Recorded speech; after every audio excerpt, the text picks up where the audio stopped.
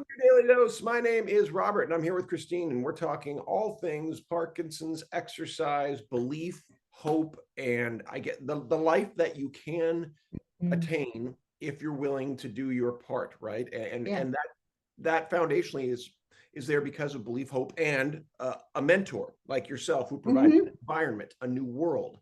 hmm You have put these together in a book. Will you please grab one of those books, show Oh, everybody it, yes, I will. and tell us about this? Okay, great symptoms. Oh, but it's how to reduce symptoms through exercise. Wonderful. Yes. Yes. Okay, when did this come out, first of all? So it came out it's almost a year now, December 13th of Okay, last year. and Yep. why did you decide to write it?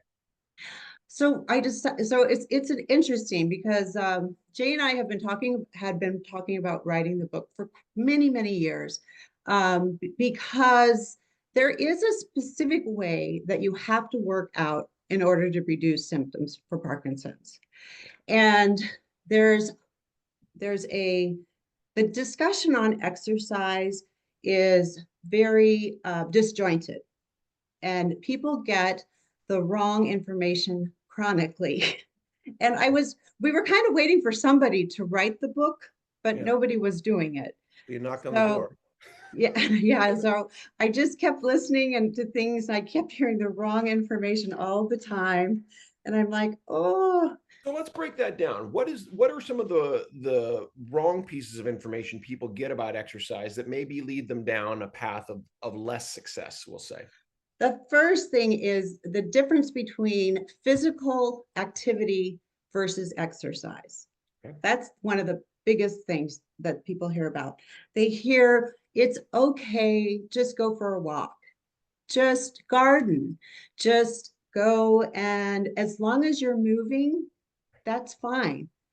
And the reality is if we want if we want exercise to work as medicine, There we you go. got to do a little bit more than that.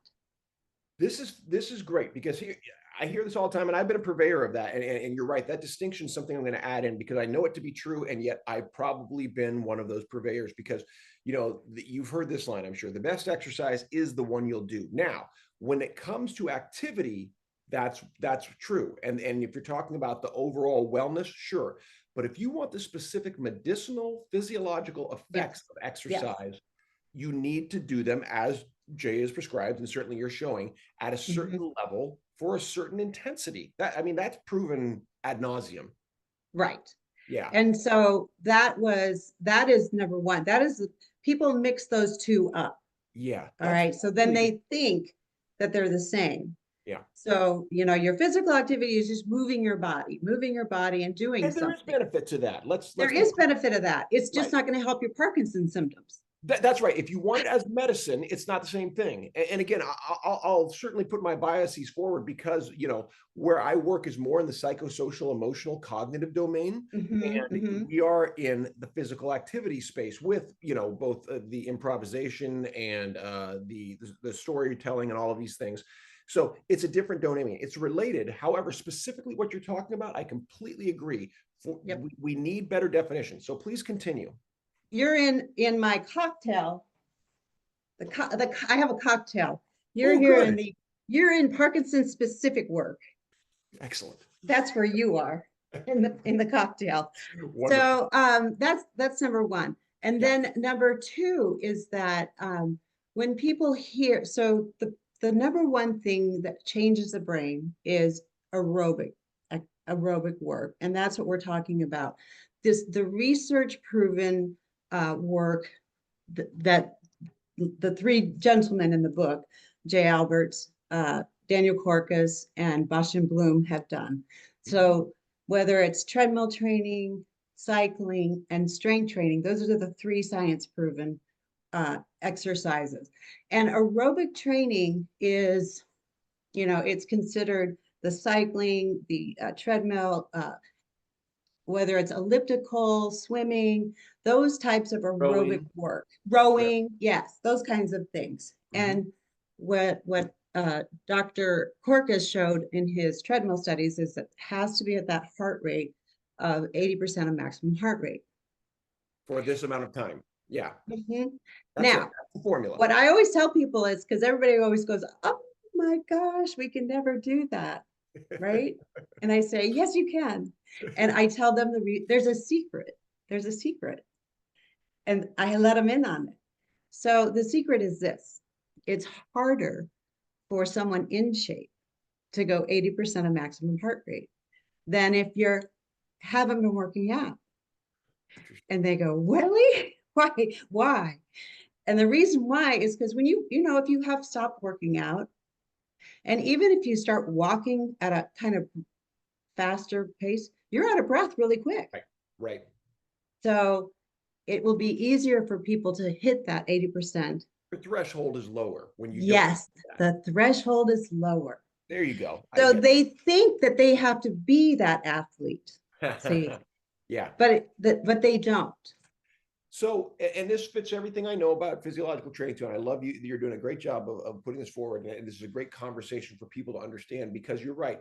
The highly trained athlete has to continue to push harder for longer to reach that. And like the highest level of athleticism I probably ever reached, or I should say aerobic exercise, I rode a bicycle across the United States and 100 miles a day. And so that was, 8 to 10 hours in the saddle per day. Right. Right. And by the end of that, my body was burning at a ridiculous level. I could not get enough calories in. I came back. Right.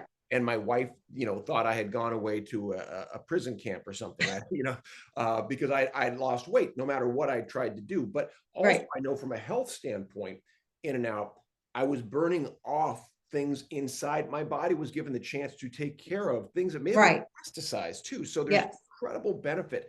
Now, was that something I keep up? No, I can't live riding 8 to 10 hours a day. Right. Right. But I felt what you're talking about. And again, you don't have to get to that level. Right. For the people starting out, like you said, that threshold is right there. You can feel it quickly. Right. Right. And here's the really good news. If you do nothing else but that 3 times a week with that aerobic, that is going to help with your symptom management. Wow. All right. So that's like the base bottom of the barrel. What you have to do is work up to that 3 times a week. Get to 3 times a week at the threat. Is it 45, 50 minutes? It's 30 minutes. 30 minutes. Okay. At 80%? Right. And I have the formulas and the heart rate and the perceived exertion, because I have found that most people with Parkinson's, the heart rate doesn't work for some reason. A lot of it's medication. Medications can affect your heart rate. So you measure differently then? I'm sorry? You measure differently than heart rate? How do you measure if you don't? So with perceived exertion, there's a scale, 1 to 10. Okay. 1 being, I'm not doing much. 10 being, you're ready to fall off your chair. We want you at about a 6 or a 7. So it's self-reported. Do you also take time with your clients over time so you can help them with because perception? I teach them. Okay. I teach them how to have it feel in their body. Because we're not always great reporters. I know we're not. Yeah, I know. And that's all of us. That's no joke. But we hope that they have a coach or someone that can help them. Well, ideally, it would be nice, even if they had a coach for just a short amount of time to teach them these kinds of things. It would be nice. Yeah. What you're training and teaching, what I'm hearing is you're teaching them a relationship with their body to see and understand and hear it a certain way, so they can become better reporters. Yes, exactly. Love it. Okay, so I'm going to put this book link in the notes below so people have it. Do you also have a website that people could? Yes, it's actually parkinsonsbook.com. It's really easy. That's easy. Okay, and so that has both the book and your general information. Yep. Christine, I can't thank you enough. This has been so fun, and it won't be our last. Let's do more together. Okay. But thank you so much for bringing all of this forward, because this is a fantastic conversation, readjusting our perception of exercise as medicine for how to deliver it effectively. Because you're right, there is a lot of misinformation, and for my part, even though I know a lot of it, if I haven't been as clear with it, you've helped me adjust today. So thank you. Oh, thank you. Thank you for having me.